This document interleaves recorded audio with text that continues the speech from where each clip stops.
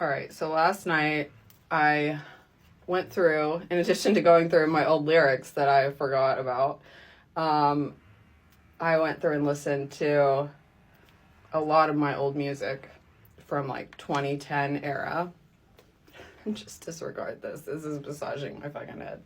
From my 2010 era, and I have to say, I think I'm gonna re-release this album.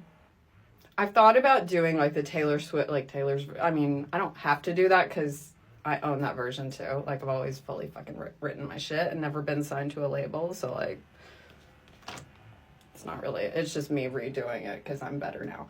But I think I'm going to release what I recorded back then because I listened to it back and, like, I think I just really had a lot of insecurities back then and thought I wasn't as talented as I was, because I listened to my song Blue Suede Love last night and it made me a little bit emotional, first of all, because the first line of the song is, "It doesn't matter if you live in the hills, doesn't matter if you live in the shade, in a trailer on some vacant land," which is my dad, "or the riches of the Palisades," my aunt and uncle.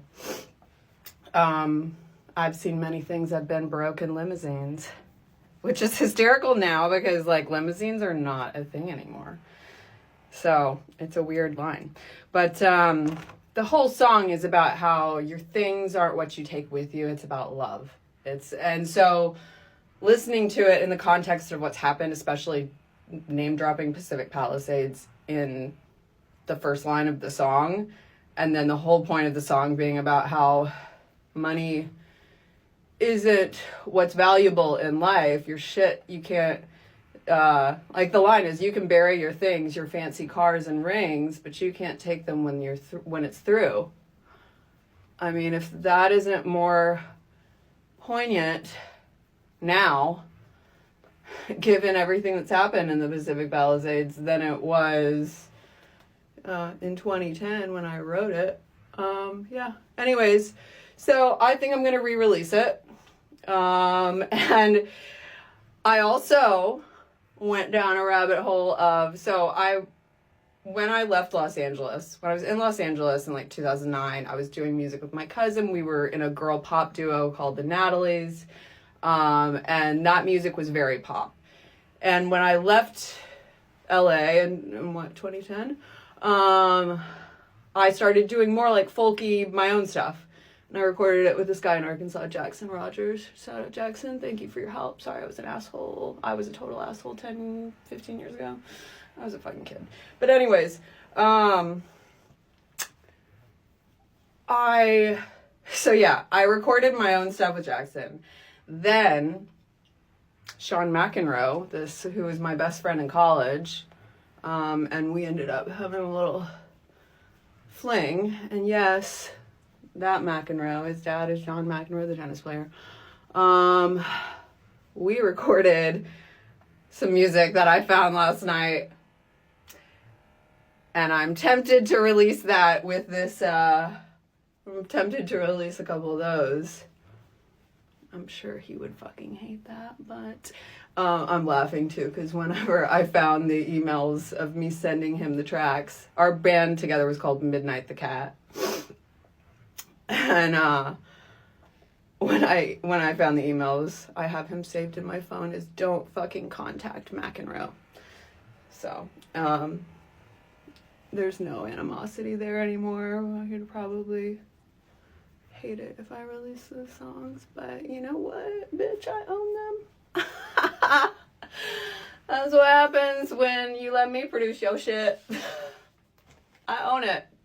So yeah, I might release an album that is retro tracks. I also found like a version of "Smokin' in the Sun" that I recorded in 2020.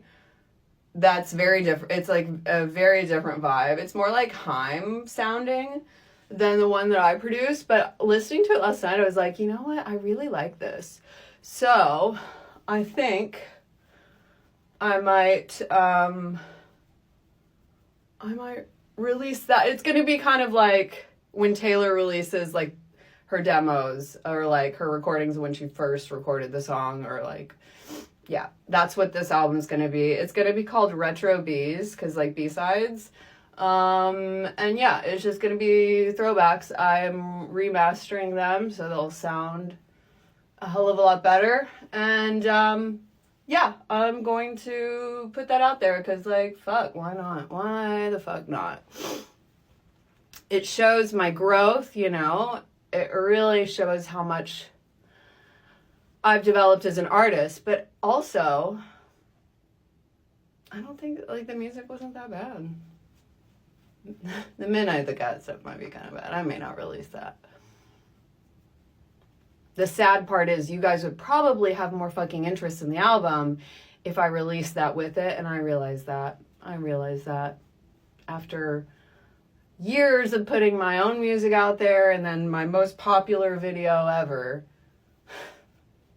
It's just the most nonsensical video where I name dropped my aunt and uncle in the first 3 seconds, so of course it got almost 1 million views. Of course. But my life isn't that interesting, so I have to pepper in that shit. Anyways, this is 6 minutes now. This is too fucking long. But yeah, look out for Retro B's. It's coming, bitch.